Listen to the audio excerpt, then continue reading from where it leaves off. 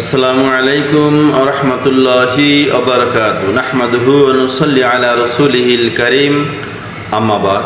দেশ এবং প্রবাস থেকে যে যেখান থেকে পবিত্র কোরআনুল কারীমের সংক্ষিপ্ত আলোচনা শ্রবণ করতেছেন সকলকে উদাত্ত আহ্বান করব আপনারা সকলে আমলের নিয়তে শ্রবণ করবেন ইনশাআল্লাহ। তো আজকের আলোচনার বিষয় হচ্ছে হিংসা বিদ্বেষ সম্পর্কে।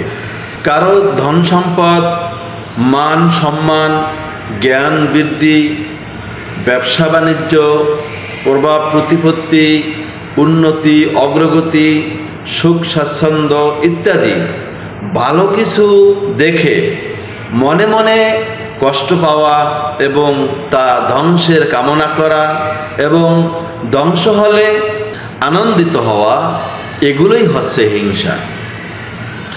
সাধারণত তাকাব্বুর, নিজের বরাত্মবোধ বা শত্রুতা থেকে এই মনোভাব সৃষ্টি হয়।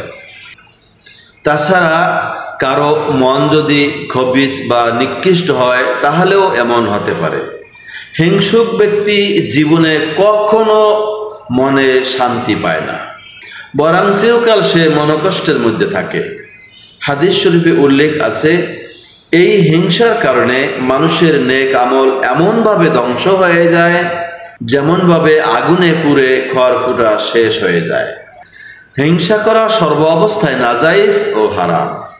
তবে কাফের, মুশরিক, ফাসিক, বেদাতি ও ইসলামের দুশমনদের দ্বারা কোনো ধরনের ফিতনা ফাসাদ বা দ্বীনের কোনো ক্ষতি সাধন হতে থাকলে তাদের সম্পদ ও নিয়ামত ধ্বংস হওয়ার কামনা করা শুধু জায়েজ। হিংসুকের অনিষ্ট থেকে আল্লাহর কাছে আশ্রয় চাওয়া জরুরি। আল্লাহ তাআলা পবিত্র কোরআনুল কারীমের সূরা ফালাক এর ৫ নং আয়াতের মধ্যে বলেন,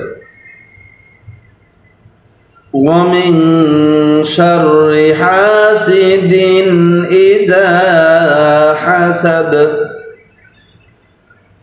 আর তুমি বলো, আমি আশ্রয় চাই হিংসুকের অনিষ্ট থেকে যখন সে হিংসা করে।